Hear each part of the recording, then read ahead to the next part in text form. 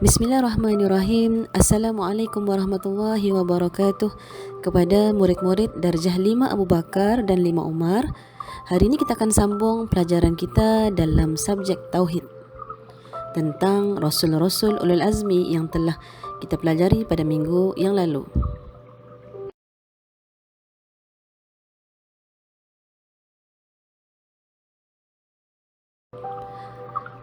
Pada pelajaran yang lalu, Ustazah telah perkenalkan apa itu Rasul Ulul Azmi. Kita imbas semula, Rasul Ulul Azmi diberi gelaran Rasul Ulul Azmi kerana kesabaran, kecekalan mereka menghadapi dugaan dan rintangan sepanjang mereka menjadi Nabi. Terdapat 5 orang Nabi yang telah digelar Rasul Ulul Azmi, ataupun 5 orang Rasul yang digelar sebagai Ulul Azmi.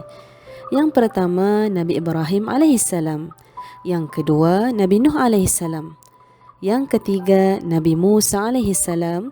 Yang keempat, Nabi Isa alaihissalam.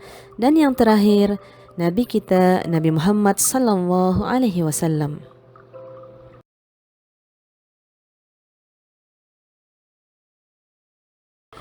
InsyaAllah hari ini kita akan lihat satu persatu, bermula dengan Nabi Ibrahim alaihissalam. Nabi Ibrahim berketurunan Sam bin Nuh. Baginda dilahirkan di Mosul, Iraq semasa pemerintahan Raja Namrud yang kufur dan zalim.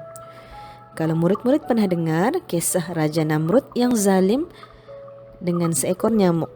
Begitu zalimnya Raja Namrud ini, tetapi akhirnya Allah matikan beliau di tangan seekor nyamuk. Hanya kerana seekor nyamuk masuk ke telinganya, beliau kesakitan dan akhirnya mati hanya kerana seekor nyamuk. Begitulah kezalimannya dibalas dengan hanya sekecil haiwan ataupun binatang, serangga yang masuk ke dalam telinganya. Maka Raja Namrud itu telah meninggal. Kemudian baginda Nabi Ibrahim ini menghadapi penentangan terhadap dakwah yang dibawa olehnya daripada kaumnya sendiri, khususnya daripada bapa baginda sendiri. Begitu hebatnya tentangan ataupun rintangan yang dihadapi oleh Nabi Ibrahim kerana ketika dia berdakwah, bapaknya sendiri tidak mahu menerima dakwah Nabi Ibrahim alaihissalam. Baginda dihukum bunuh dengan dilemparkan ke dalam api yang marak oleh Raja Namrud. Dengan izin Allah Subhanahu wa taala, api menjadi sejuk dan baginda terselamat. Bayangkan kita terkena minyak ketika goreng telur di rumah pun punyalah sakit. Bagaimana Nabi Ibrahim yang dihukum bunuh kemudian dicampakkan, dilemparkan ke dalam api oleh Raja Namrud. Tetapi dengan izin Allah Subhanahu wa taala, api yang panas itu bertukar menjadi sejuk. Mungkin kalau murid-murid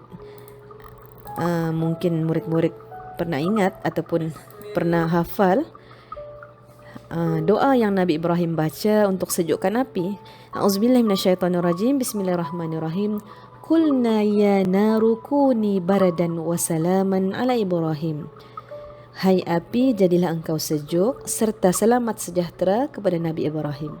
Tidak mustahil sifat api yang panas boleh bertukar menjadi sejuk hanya dengan izin Allah Subhanahu wa taala, dan Nabi Ibrahim terselamat daripada api tersebut.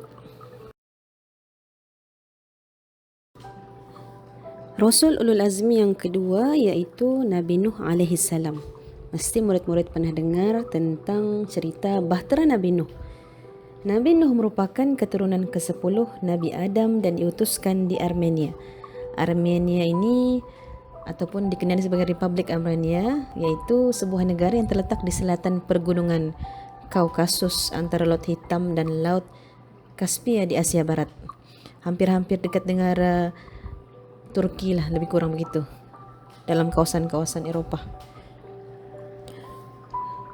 Dakwah baginda tidak diterima oleh anak dan isteri baginda sendiri. Bayangkan bagaimana keadaan Nabi Nuh yang mana isteri pun tidak mau dengar cakap, anak apatah lagi tidak mau dengar cakap kepada Nabi Nuh alaihissalam. Umur baginda yang melebihi 900 tahun kebanyakannya digunakan untuk mengajar umat baginda untuk mengesahkan Allah Subhanahu wa taala.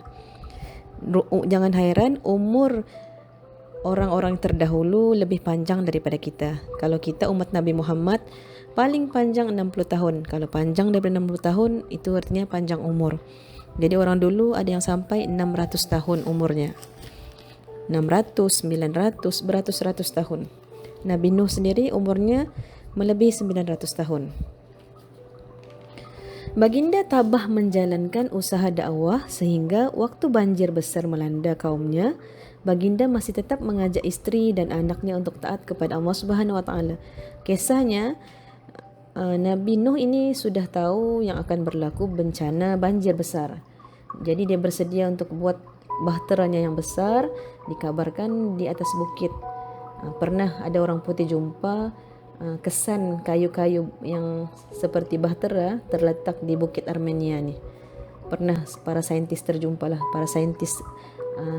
para sejarawan jumpa, dia mau kaji tentang salji, tetapi ternampak di Google Maps lah lebih kurang, ternampak bahtera, kesan bahtera yang ditinggalkan, dan mereka berpendapat mungkin itulah bahteranya. Nabi Nuh buat bahtera bersedia untuk menghadapi banjir, tapi diketawakan oleh kaumnya, istrinya pun mengetawakan, anaknya pun mengetawakan dengan mengatakan apa kejadahnya kan buat bahtera di atas gunung yang tinggi. Mau buat apa? Orang selalu buat bahtera ni bersedia untuk di sungai, di laut. Sungai di laut lah kan, tapi mereka buat bahtera di atas bukit. Nabi Nuh buat bahtera atas bukit, jadi diketawakan. Tapi akhirnya satu hari Allah hadirkan bencana banjir besar, sampailah banjir itu ke atas bukit ataupun pergunungan di mana Nabi Nuh alaihissalam buat bahtera tersebut.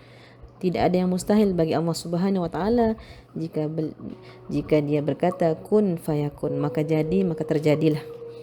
Kemudian istri dan anaknya akhirnya tenggelam dalam banjir kerana enggan taat kepada Allah Subhanahu wa taala, manakala baginda bersama pengikutnya dan binatang-binatang selamat berlayar di dalam bahtera.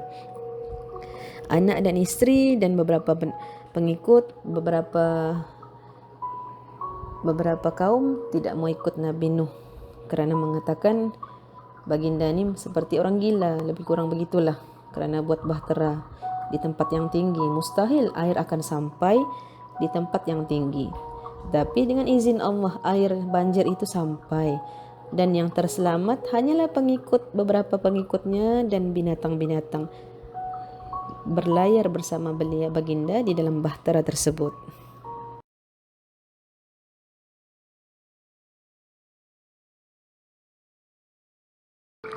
Baik murid-murid, setakat hari ini pembelajaran sirah kita tertumpu kepada Rasul Ulul Azmi pertama, kedua dan ketiga sahaja, yaitu Nabi Ibrahim alaihissalam, Nabi Nuh alaihissalam dan Nabi Musa alaihissalam. InsyaAllah kita akan sambung dua lagi Rasul Ulul Azmi, yaitu Nabi Isa alaihissalam dan Nabi Muhammad sallallahu alaihi wasallam pada pertemuan kelas yang akan datang. Sekian, wabillahi taufiq wal hidayah. Wassalamualaikum warahmatullahi wabarakatuh.